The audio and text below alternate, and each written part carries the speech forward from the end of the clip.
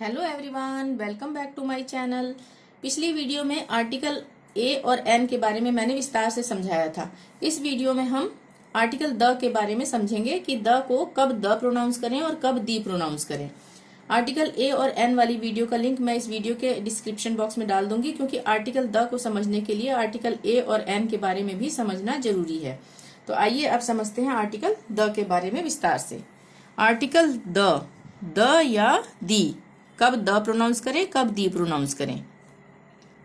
जो फर्क ए और एन में है वही द और दी में है, ठीक है ना। जो फर्क ए और एन में है वही द और दी में है।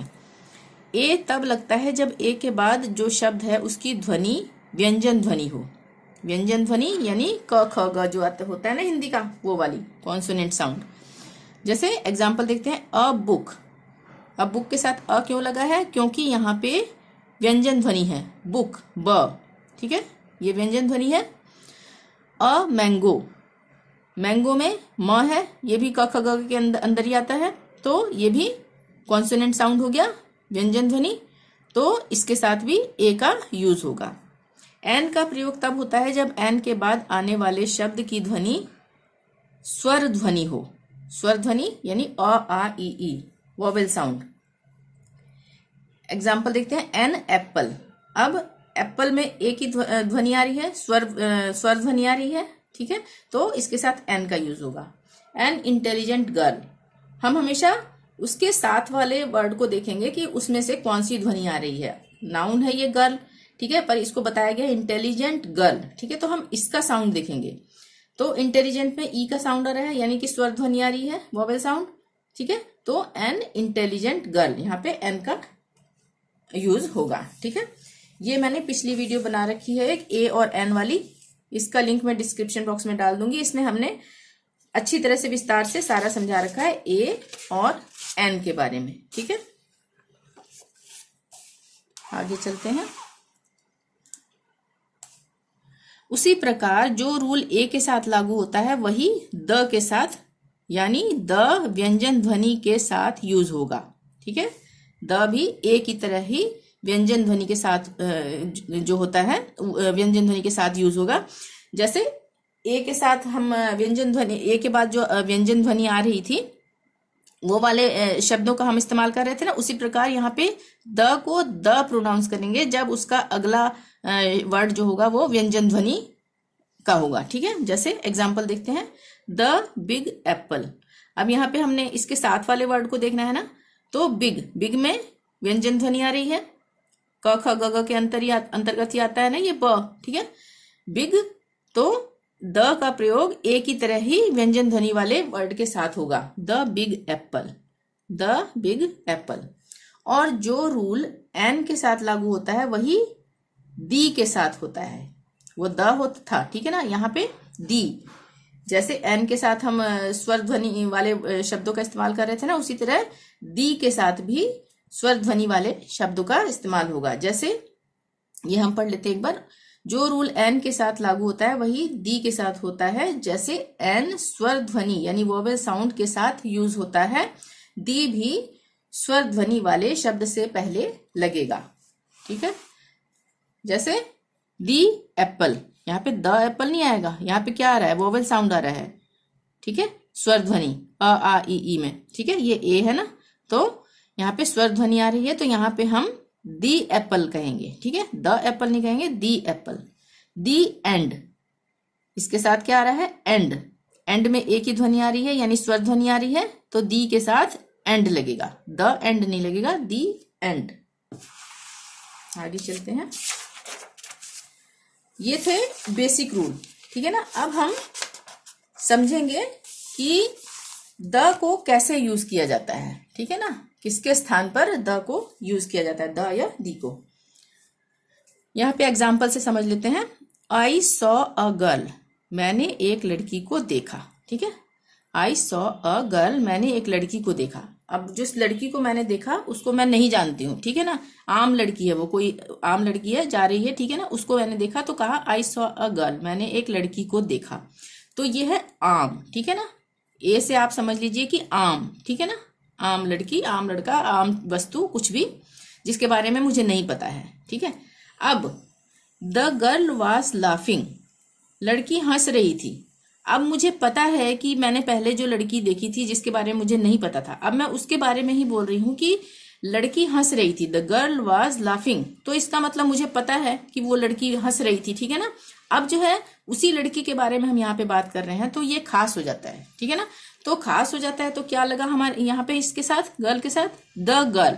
वहां पे क्या था, अ गर्ल, यहाँ पे है द गर्ल। ठीक है, पहले हमें नहीं पता था, वो आम लड़की है। ठीक है ना, अब हमें पता है वो लड़की, तो हम उसके बारे में बता रहे हैं, तो वहां पे द गर्ल लगेगा। ठीक है, द गर्ल वाज लाफिंग।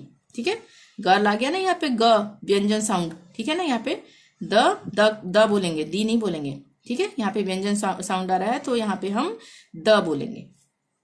अब I eat an orange every day, मैं एक संतरा रोज खाता हूं। I eat an orange every day, मैं एक संतरा रोज खाता हूं। यहाँ पे एन लगा ना ऑरेंज के साथ, क्यों, क्योंकि ये स्वर ध्वनि है, यहाँ पे ए नहीं लगेगा। ठीक है ना, तो मैं एक संतरा रोज खाता हूं। अब कौन सा संतरा, जो आम संतरे होते हैं, कोई भी संतरा, किसी का नाम तो नहीं लिखा है। ठीक है ना, तो वो आम संतरा है, मैं एक संतरा रोज खाता हूं। अब यहाँ पे हम देखेंगे the orange I ate yesterday was sweet, जो संतरा मैंने कल खाया था मीठा था।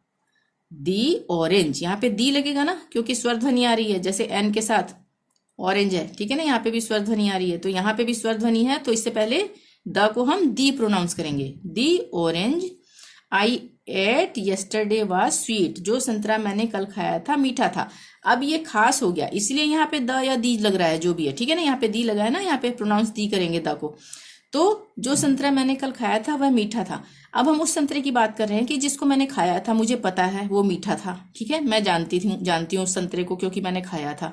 ठीक है, वो मीठा था, तो यहाँ पे दी का यूज होगा, दी ऑरेंज। अब कुल मिला के यहाँ पे हम समझ लेते हैं, जब आप किसी से भी बात कर रहे हैं, ठीक है ना, जिस किसी से भी बात कर रहे हैं और सामने वाले को पता नहीं है कि आप किस चीज या किस आम पर्सन की बात कर रहे हैं, तब ए और एन का यूज करेंगे। ठीक है, जब हमें उसके बारे में, किसी भी चीज के बारे में नहीं मालूम है, आम है वो। ठीक है ना, तो वहां पे ए और एन का यूज करेंगे। और यदि सामने वाले को पता है कि सामने वाले को पता है उस चीज के बारे में, या आप खुद से डिफाइन करेंगे, तब आप द या दी, जो भी होगा, का प्रोनाउंस करेंगे। ठीक है ना, प्रयोग करेंगे। क्या समझे इससे, कि यदि सामने वाले को पता नहीं है किसी चीज का कि या आम पर्सन का जिसकी हम बात कर रहे हैं, तब ए और एन का यूज करेंगे।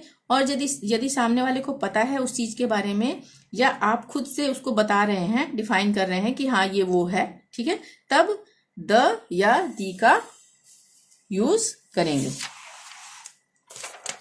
अब थोड़ी सी कुछ और बातें समझ लेते हैं। यहां पर ए और एन को इनडेफिनिट आर्टिकल कहते हैं और द को डेफिनिट आर्टिकल, अनिश्चित और निश्चित। यानी कि जिस चीज का हमें पता नहीं है, अनिश्चित है, उसमें तो ए और एन का प्रयोग होगा। ठीक है ना, यानी कि ए और एन को इनडेफिनिट कहते हैं, जिसमें हमें पता नहीं होता है, अनिश्चित होता है।